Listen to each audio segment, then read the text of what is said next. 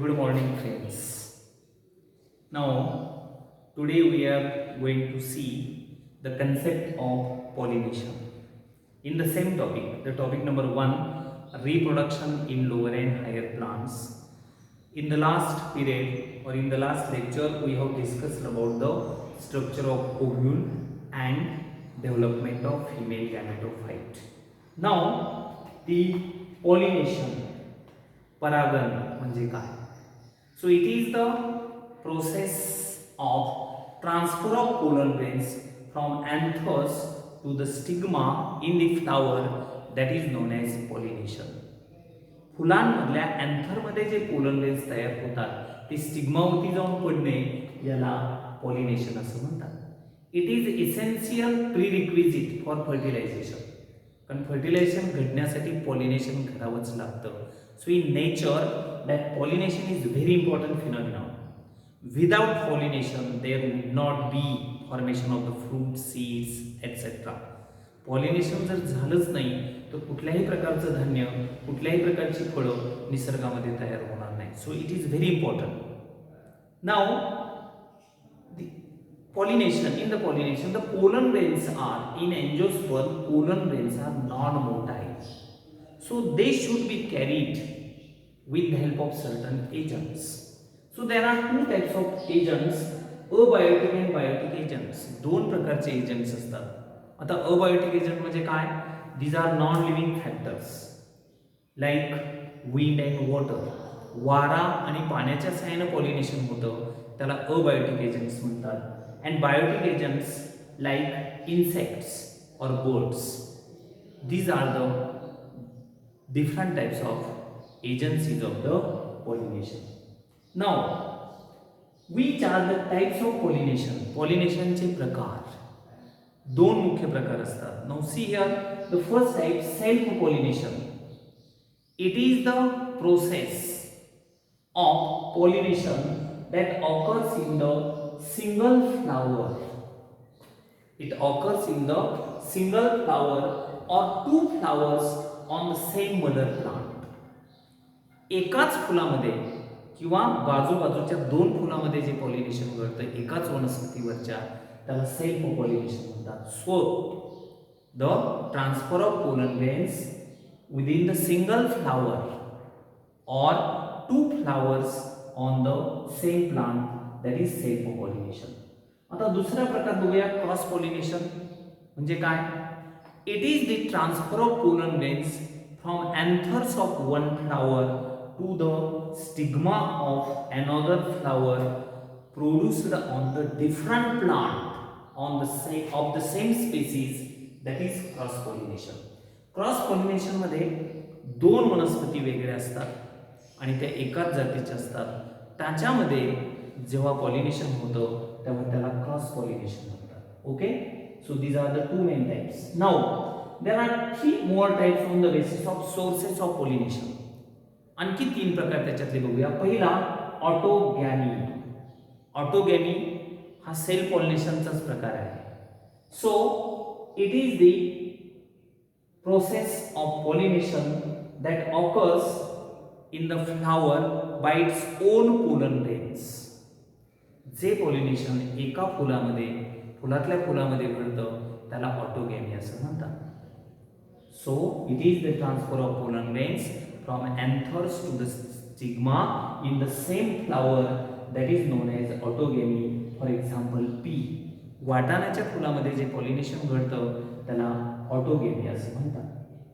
Second is geitonogamy and third is xenogamy. हे तीन प्रकार आपल्याला बघायचे. Before knowing geitonogamy, see more information about the autogamy. There R certain adaptations or contrivances shown by the flower to achieve self pollination. फुलामध्ये ऑटोगॅमी घडण्यासाठी काही मूलभूत बदल झालेले असतात, त्याला कॉन्ट्रिव्हन्सेस असं म्हणतात. तर for example bisexuality, it is one of the adaptation. Bisexuality म्हणजे काय? When the flower contain anther and stigma किंवा when the flower contain androecium gynoecium, that is known as bisexual flower. It favors the self pollination. Second, homogamy. when in the flower, in the bisexual flower, when anther and stigma mature at the same time, it is known as होमोगॅमी. एकाच वेळेला जेव्हा pollination, एकाच वेळेला जेव्हा दोन्ही sex organs mature होतात त्याला homogamy असं म्हणतात. And cleistogamy. In some flowers are pollinated before opening of the flower. जेव्हा फूल ओपन व्हायच्या अगोदरच पॉलिनेशन घडतं त्याला क्लिस्टोगॅमी असं म्हणतात. The pollination takes place in closed flowers, that is known as cleistogamy. For example, camelina. Some flowers are chasmogamous. Chasmogamous म्हणजे काय? The flowers, when flowers open, they expose their sex organs. Such flowers are known as chasmogamous flowers. Example, viola and camelina, they shows chasmogamous and cleistogamous condition in the same flower. या दोन्ही वनस्पतीमध्ये ह्या दोन्ही conditions दिसून येतात. Okay, पहिला प्रकार लक्षात आला ऑटोगॅमी.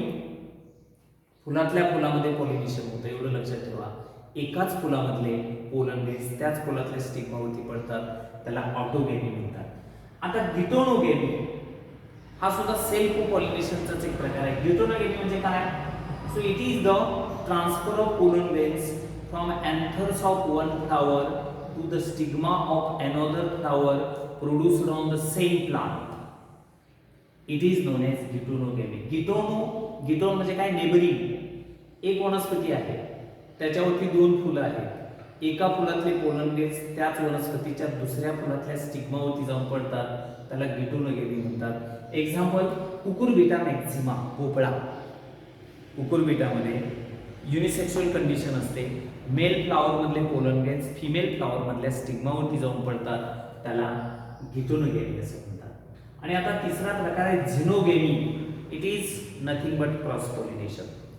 It is the transfer of pollen grains from anthers of one flower to the stigma of another flower on different plant of the same species, that is known as झिनोगॅमी. झिनोगॅमी मध्ये दोन, आता हे क्रॉस पॉलिनेशन आहे. Cross pollination आपण बघितलं. It is the transfer of pollen grains from anthers of one flower produced on the one plant is a transfer to the stigma of the another flower produced on the different plant belonging to the same species, that is known as xenogamy. So these are the types of pollination. नीट लक्षात घ्यायचं. पॉलिनेशनची व्याख्या सोपी आहे. दोन मुख्य प्रकार, self आणि cross, हे एवढे तर लक्षात ठेवा. इथं एकच वनस्पती असते, इथं दोन प्लांट्स असतात. ऑटोगॅमी, फुलातल्या फुलात पॉलिनेशन. गिटोनोगॅमी, एकाच वनस्पतीच्या दोन फुलामध्ये पॉलिनेशन. झिनोगॅमी, दोन वनस्पती एकाच जातीच्या त्या दोन वनस्पतीतल्या दोन वेगवेगळ्या फुलांमध्ये पॉलिनेशन, हे झिनोगॅमी असतं. Okay, you understand the concept of pollination. वाचायला पाहिजे, नीट त्याचा अर्थ लक्षात घ्यायला पाहिजे, म्हणजे ते लक्षात येईल आपल्या. आता हे कसं पॉलिनेशन घडतं? Generally agencies of pollination they are required for cross pollination.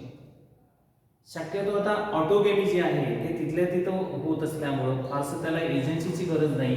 So agencies of pollination they are essential for cross pollination. Cross pollination घडण्यासाठी एजन्सीची गरज असते. आता त्याच्यामध्ये फर्स्ट अबायोटिक एजंट्स हे बघूया आणि नंतर बायोटिक एजंट्स. अबायोटिक एजंट्स म्हणजे काय? अजैविक घटक. So these are wind and water. वारा आणि पाण्याच्या सहाय्याने पॉलिनेशन घडतं त्याला अबायोटिक एजंट्स म्हणतात. So first point here, pollination by wind. वाऱ्याच्या सहाय्याने pollination. Wind is one of the abiotic factor that carried out pollination. It is known as anemophily. वाऱ्याच्या सहाय्याने जे पॉलिनेशन होतं त्याला anemophily म्हणतात. आता बघा, what is anemophily? When the pollination takes place with the help of wind, it is called as anemophily. There are certain wind pollinated plants.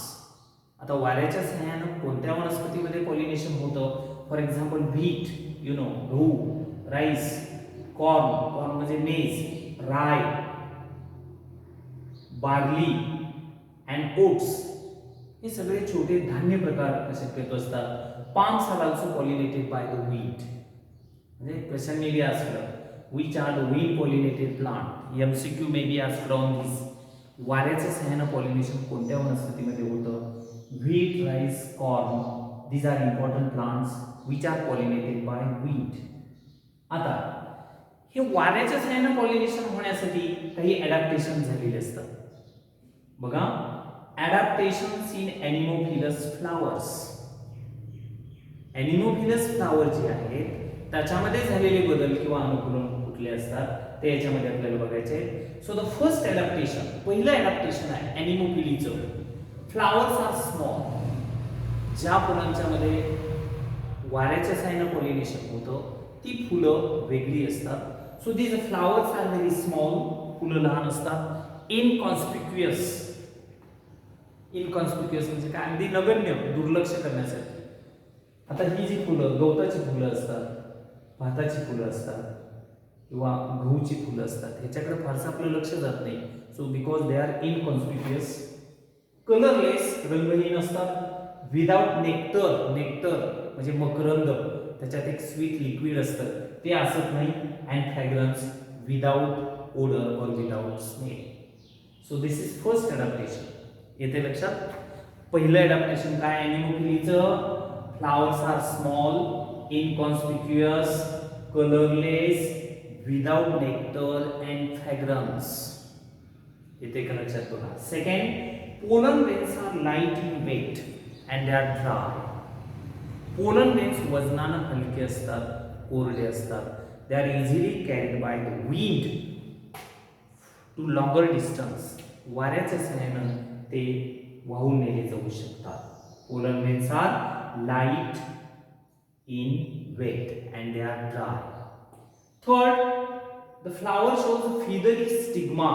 याचा जो स्टिग्मा असतो तो feathery असतो. Feather like stigma is there to catch the pollen grains. Then stamens are with long filament and they show versatile anthers.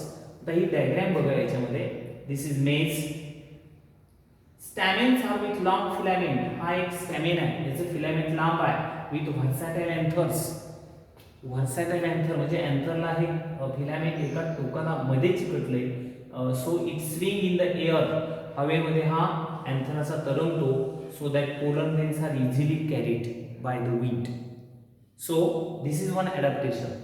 In the figure you can observe that the male inflorescence. इथं male inflorescence आहे. Male inflorescence is present at the top. It produces the pollen grains. Here, this is female inflorescence. Seed or kernel. So maize shows the anemophily. Now remaining part, that is pollination by water, pollination by insects, pollination by birds, that we'll see next time. Okay, thank you.